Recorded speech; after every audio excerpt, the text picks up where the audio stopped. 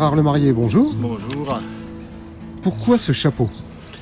C'était pour vous donner un exemple de la façon que nous avons de percevoir les gens de manière générale. Si je rencontre un homme ou une femme avec un chapeau sur la tête, mon jugement sur lui, mon jugement sur elle ne sera pas le même que si il ou elle est tête nue.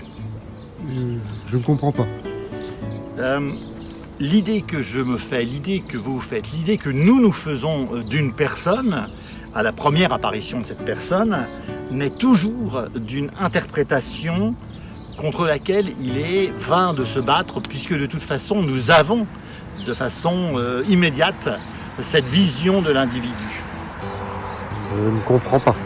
S'il pleut, s'il neige, s'il vente, vous allez immédiatement dire « Tiens, il a un chapeau parce qu'il a peur du froid, il a peur des flocons ou il a peur de l'eau. » Vous pouvez également penser qu'il a mis un chapeau parce qu'il a peur d'une insolation, mais on peut aussi penser qu'il a mis ce chapeau pour faire joli, pour faire beau, avec un souci, on va dire, esthétique.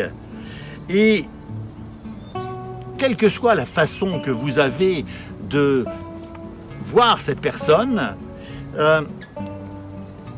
il y a ce qu'on appelle une vision a priori de la personne qui fait que plus jamais vous ne la verrez de la même façon. Et si un jour vous avez à rencontrer de nouveau cette personne, vous la verrez dès le départ, toujours avec un chapeau. Je ne comprends pas.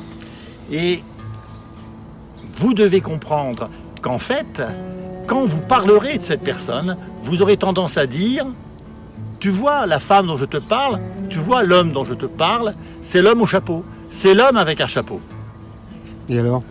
Et alors, les choses les plus banales, les choses les plus quotidiennes sont immédiatement soumises à des interprétations et qui en disent ces interprétations très longues sur la manière que nous avons de voir le monde. J'ai compris. Eh bien, merci beaucoup.